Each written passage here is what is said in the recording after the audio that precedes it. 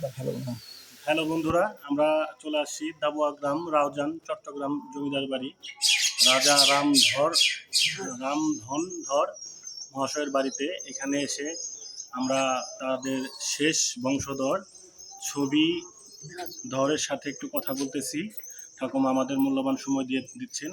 রাজা রামধনধর, আপনার বাবার নাম রাজেন্দ্র চন্দ্র ধর, আমার নাম ছবিধর। তো এটা আমরা ওনার মুখে শুনেছি 250 বছর পূর্বের জমিদার বাড়ি।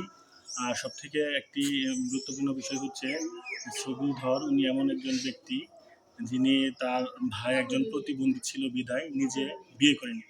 বিয়ে না করে তার জীবনটা এভাবে কাটিয়ে দিয়েছে। কেন? উনি যদি বিয়ে হয়ে চলে যায় তাহলে ওনার প্রতিবন্ধী ভাইকে কে দেখবে? ভগবান ওনার ভাইকে স্বর্গে নিয়ে নিয়েছেন।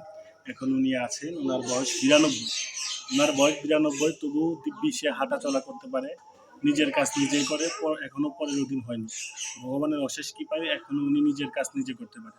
সবাই আমরা ছবিধরের জন্য আশীর্বাদ করব, ভগবান যেন তাকে ভালো রাখেন, সুস্থ রাখেন এবং এই ওনার কল্যাণ হোক, এই কামনায় আমার ভিডিও শেষ করছি।